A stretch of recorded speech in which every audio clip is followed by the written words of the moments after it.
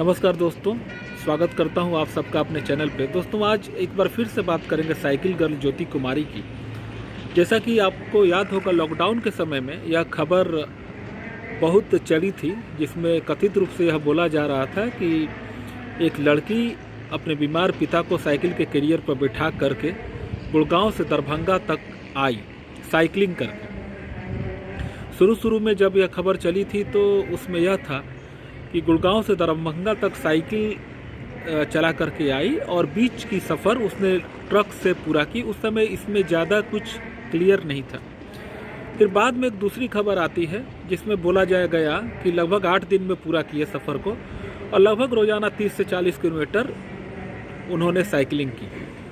फिर बाद की खबर में ट्रक को पूरी तरह से निकाल दिया गया और दिखाया गया कि गुड़गांव से दरभंगा तक साइकिल चला करके आई और यह यात्रा केवल और केवल साइकिल से पूरा की गई। दोस्तों, जब यह खबर चली थी तो नरेंद्र मोदी सरकार के विरोध में इस खबर को चलाई गई थी कि लॉकडाउन की कोई तैयारी नहीं थी और नरेंद्र मोदी सरकार ने लॉकडाउन कर दिया, जिसके चलते देखिए यहाँ पर त्राहिमाम मच गया है। और एक लड़की गुड़गांव से दरभंगा तक साइकिल चला करके आई, न कि अकेले अपने बीमार पिता को साइकिल के कैरियर पर बैठा कर। यह नरेंद्र मोदी सरकार के विरोध में चला था, उसे नीचा दिखाने के लिए चला था।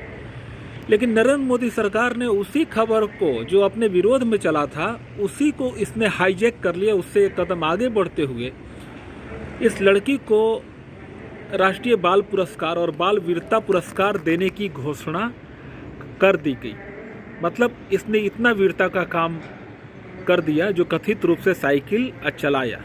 मैं यह नहीं बोल रहा हूँ कि यह खबर झूठी है क्या है, लेकिन मैं इसमें कुछ प्रश्न उठा रहा हूँ। क्यों बीच में जब ट्रक का जब वर्षन था, क्यों ट्रक को पूरी तरह से निकाल दिया गया? और जब यह शुरू खबर आई थी तो इसमें लड़की के पिता ने कहा था आउटलुक मैगजीन के हवाले से कि उन्हें यह याद नहीं है कि कितने तारीख को उन्होंने सफ़र की शुरुआत की और कितने तारीख को वे दरभंगा पहुँचे। फिर यह भी नहीं बताया गया कि कितने तारीख को वे क्वारंटाइन हुए। और जब खबर आई तो खबर क्वारंटाइन के कितने पहले की है खबर, मतलब कितने तारीख को दरभंगा पहुँचे थे और 14 दिन का क्वारंटाइन जब पूरा कर लिए तब यह खबर प्रकाश में आई थी। मतलब इसके टाइमिंग को आप हमेशा देखिए, इसमें कहीं भी टाइम का जिक्र नहीं किया जाएगा अभी भी कि कितने तारीख को साइकिल से आई, कितने तारीख को क्वारंटाइन रही, इसकी चर्चा कोई नहीं करना चाहता है। मैं सिर्फ यह कहना चाहता हूं कि जरा सोचिए और अपने विचार कमेंट के माध्यम से जरूर आप रखें। ज्योति कुमारी के जगह पर अगर ज्योति कुमार होता, जीवन कुमार होता, राजकुमार होता, तब भी क्या यह खबर बनती? तब भी क्या इसे इतना तवज्जो दी जाती? आप लोग इस पर विचार करें। यह सिर्फ और सिर्फ महिलावाद है जो वामपंथियों का हथियार है और नरेंद्र मोदी सरकार के विरोध में इस खबर को चलाया गया था। और नरेंद्र मोदी सरकार महिलावादी है। एक महिलावाद का तड़का लगा दिया जाता है जहां भी नरेंद्र मोदी सरकार वहां पे ढेर हो जाती है।